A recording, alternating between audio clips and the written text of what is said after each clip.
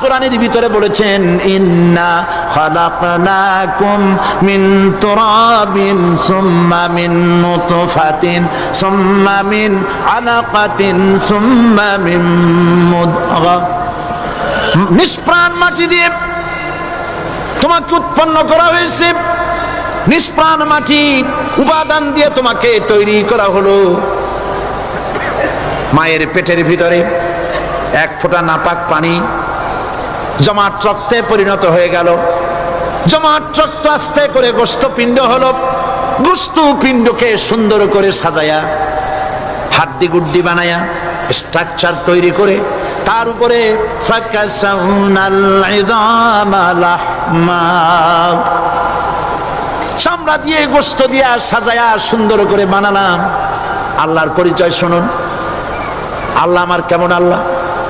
মায়ের পেটের ভিতরে সন্তান বানায়া এরপরে যখন রূহ দেওয়া হয়েছে, ক্ষুধা লেগেছে, খাবারের প্রয়োজন হয়েছে, আল্লাহ রাব্বুল আলামিন ওই কচি বান্দা মায়ের পেটে বসে কি খাবে সেজন্য তার মা চিন্তা করে নাই, বাবা চিন্তা করে নাই, সরকার চিন্তা করে নাই।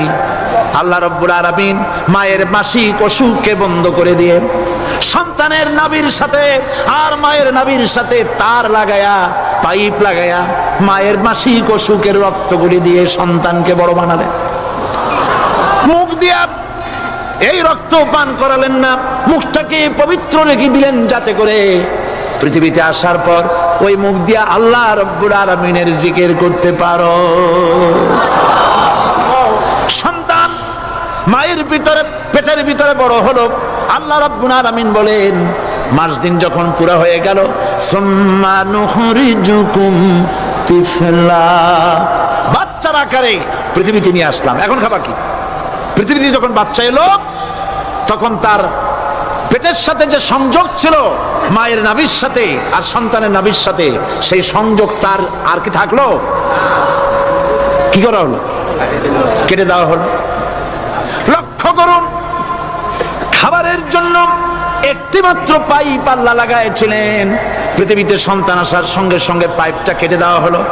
এবার কি খাবে? আল্লাহ রাব্বুল আলামিন মায়ের বুক থেকে সন্তানের জন্য এবার সিঙ্গেল সিগন্যাল, তার জন্য সিঙ্গেল কোন লাইন যেটা ছিল কেটে দিয়া মায়ের বুক থেকে সন্তানের জন্য ডাবল লাইন আল্লাহ চালু করে দিলেন। এমন দুধ বানাই দিলেন যা শুধু খাবার নয়, শুধু ফুড ভ্যালু নয়, এই দুধের ভিতরে ক্যালসিয়াম, এর মধ্যে ভিটামিন, এর মধ্যে আয়রন, এর মধ্যে মেডিসিন। দুনিয়ার এই সন্তান ছিল ফি কারারিম মাকিন, সুরক্ষিত জায়গার ভিতরে ছিল, কোনো পলিউশন সেখানে যেতে পারতো না, রোগের জার্ম সেখানে যেতে পারতো না। দুনিয়ায় এলো দূষিত আবহাওয়ার ভিতরে, এই সন্তানকে এখনই অ্যান্টিবায়োটিক খাওয়ালে পরে অসুবিধা হবে।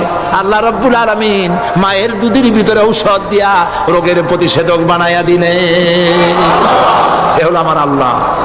এ আমার কে? আল্লাহ। জোরে বলেন আল্লাহ। আল্লাহ আল্লাহ রাব্বুল আলামিন মায়ের দুধ দিয়ে সন্তানকে বড় করলেন আর শোনায় দিলেন, খবরদার এই মায়ের সাথে, এই বাপের সাথে নাফরমানি করবি না। মা বাপের জন্য আমার কাছে দোয়া করবে, রব্বির হামহুমা কামা রব্বায়ানি সগীরা। সবাই পড়েন আমার সাথে, রব্বির হামহুমা কামা রব্বায়ানি সগীরা। আল্লাহ পাক শিখাই দিলেন বান্দারে আমার কাছে দোয়া করায়, আল্লাহ আমার মা বাপ আমাকে ছোটবেলায় যেভাবে স্নেহের কোলে লালন পালন করেছে, এইভাবে আমার মা বাপ তোমার রহমতের কোলে লালন পালন করো। মনে থাকবে ভাইরা? বলেন মনে থাকবে?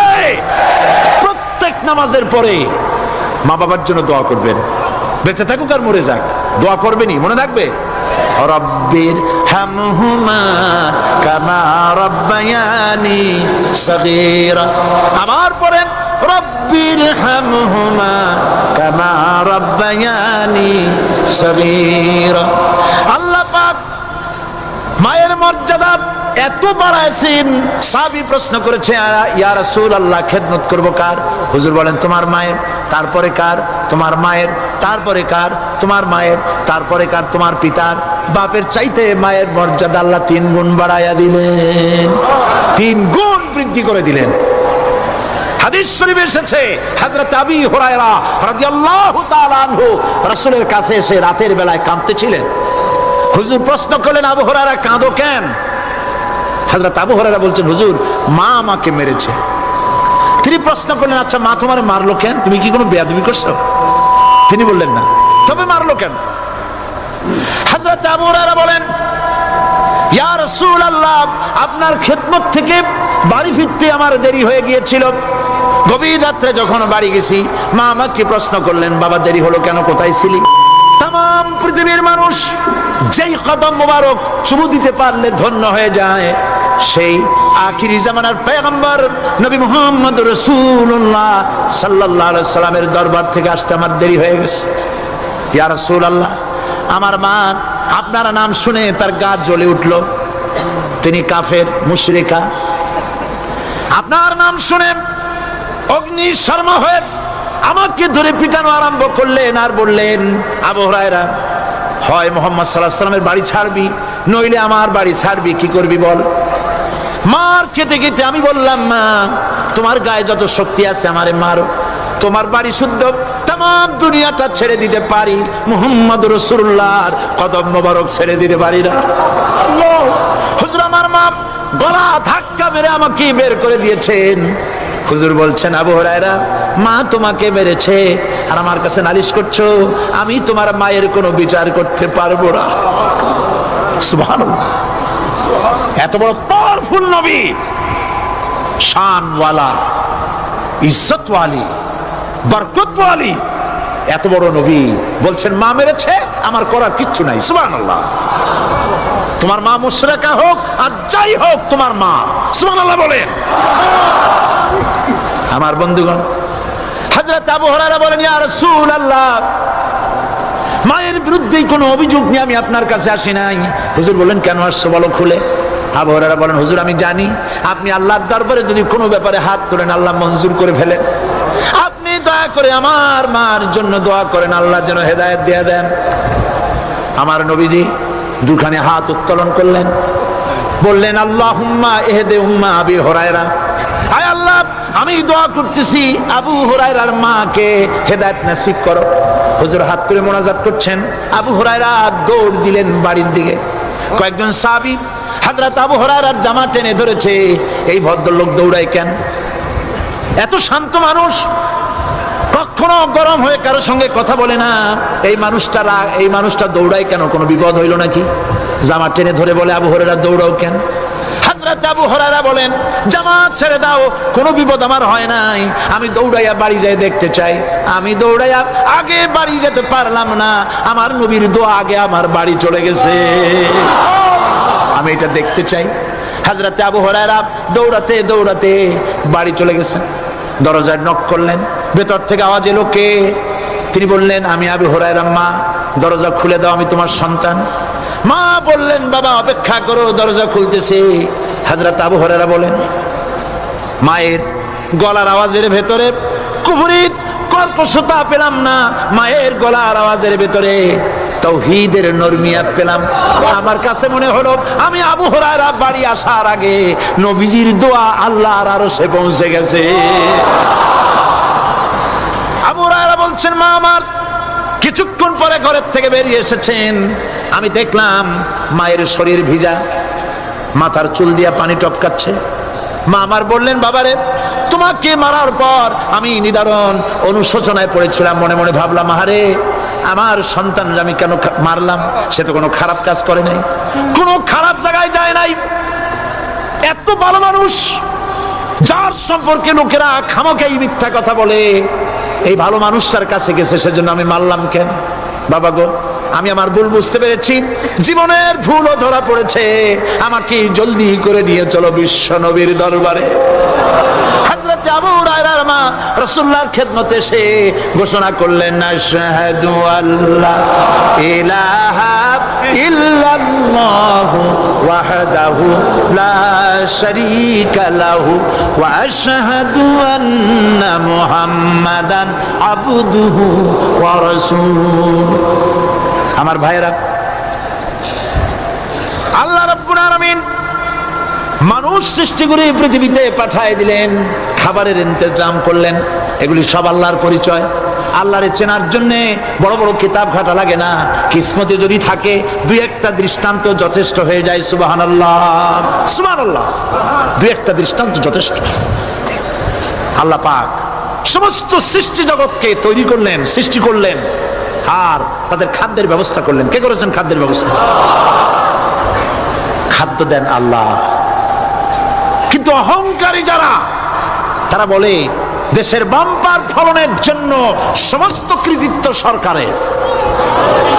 বলেন আস্তাগফিরুল্লাহ, বলেন নাউজুবিল্লাহ। এদের একজন বলছিল 3 বছর কিছু দিবার পারুম না। লোকেরা কয় আমরা না খাইয়া থাকুম, আল্লাহ কয় আমিও দেহুম। কদ্দুর পারো না খাইয়া থাকতে। ফসল কে দেন? জোরে বলেন কে দেন? বাম্পার ফসলের ফলনের দাবি সরকার করতে পারে না, এটা কুফরি, এটা শিরক। জমিনের ফসল কে দেন? আকাশের বৃষ্টিকার, পানিকার, সারকার, সব আল্লাহ পাক। আল্লাহ পাক কোরআন শরীফে বলেছেন, লাইন শাকারতুম লাযীদান্নাকুম ওয়া লাইন কাফারতুম ইন্না আযাবী লাশাদীদ। আমার নিয়ামতের শুকর যদি আদায় করো বাড়ায় দেব, আর যদি কৃতজ্ঞ হও শুকরিয়া আদায় না করো মস্ত বড় শাস্তি দেব। ফসল দেই আমি, আর শুকরিয়া আদায় করো তোমার বাজানের। ঠিক কিনা? শুকরিয়া আদায় করে কার? বাজানের।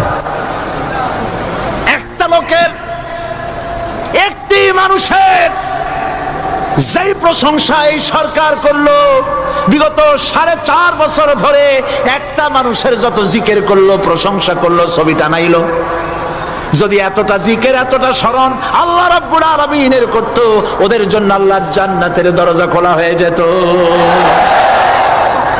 প্রশংসা করবে কার? চিল্লায় বলুন, আল্লাহ পাকের প্রশংসা করো।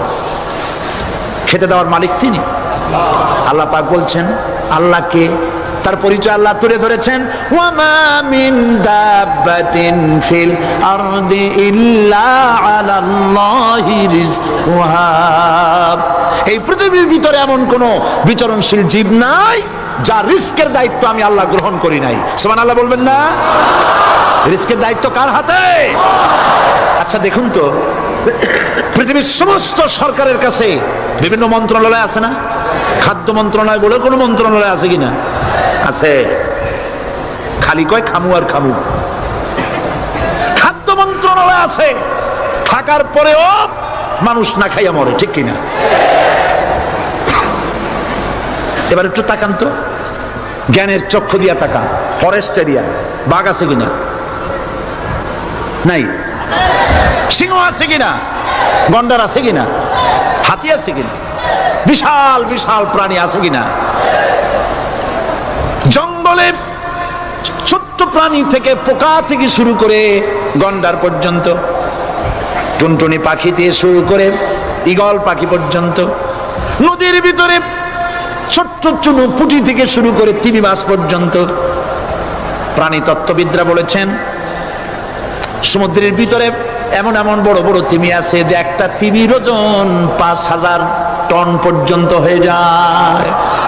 5000 টন তিমিটার ওজন। এ যখন বাচ্চা হয়, তখন বাচ্চার দৈনিক দুধ লাগে 50 থেকে 60 মণ পর্যন্ত। কে ব্যবস্থা করে? রুহান মান ফেরেশতা। তো ওর মা যেমন, বাচ্চা তো সেরকম হবে। ঠিক কিনা? কে দেয় খাবার? এবার দেখেন তো, আপনার দেশের এই জঙ্গলে কত হাতি আছে। হাতিরা মিছিল করে আসছে যে আল্লাহ আমাদের এখন আর খাইতে খাইতে দিতে পারে না, বাংলাদেশের গভর্নমেন্ট কিছু দাও। আসছে না খাইয়া ক্ষুধার জ্বালায় হাতি মরেছে, বাঘ মরেছে, সিংহ মরেছে। এর কোনো দৃষ্টান্ত আছে? ক্ষুধার জ্বালায় আকাশের উড়ন্ত পাখিরা ছটফট করে মারা গেছে, দৃষ্টান্ত আছে? নদীর মাছেরা ক্ষুধার জ্বালায় ভেসে উঠেছে, না খাইয়া মরে গেছে, দৃষ্টান্ত আছে? মহান আল্লাহ রাব্বুল আলামিন কোরআন শরীফের ভিতরে বলেছেন অনেক প্রাণী এমন আছে যারা তাদের খাদ্যকে সঞ্চয় করে না, খাদ্যকে জমা করে না, আহরণ করে না। সকালবেলায় একটা খাবার খেলো, দুপুরে কি খাবে তার জানা নাই। শকুন পৃথিবীর মাঝি থেকে 3 মাইল উপরে ওড়ে, তার চোখকে আল্লাহ পাক এত তীক্ষ্ণ বানিয়ে দিয়েছেন। এই চট্টগ্রামের কোথায় মরা গরু আছে 3 মাইল উপর দিয়ে দেখতে পায়? সুবহানাল্লাহ বলতে ইচ্ছা করে না। এই প্রাণীগুলি খাবারগুলি কোনো গভর্নমেন্ট জোগাড় করে রাখে নাই। আল্লাহ পাক বলেন সবার খাবার আমি দেই। সকালবেলায় সমস্ত প্রাণীগুলি, মহাশূন্যে পাখি, পানির ভিতরে মৎস্যরাজি, জঙ্গলের ভিতরে হিংস্র প্রাণী, পোকামাকড় থেকে শুরু করে সবগুলো খালি পেটে সব বেরিয়ে যায়, কারো কোনো খাবারের মজুদ নাই। সন্ধ্যা হতে না হতে সমস্ত প্রাণীগুলির পেট ভরাইয়া আমি আবার যার যার ঘরে ফিরাই দেই। ওয়ামা মিন দাব্বাতিন ফিল আরদি ইল্লা আলাল্লাহি রিজকুহা। সমস্ত প্রাণীর রিজকের দায়িত্ব আমি আল্লাহর হাতে। কে দেয় রিজেক? জোরে বলুন, কে দেন? আল্লাহ পাক। কি খাবেন সব আল্লাহ জোগাড় করে দিয়েছেন।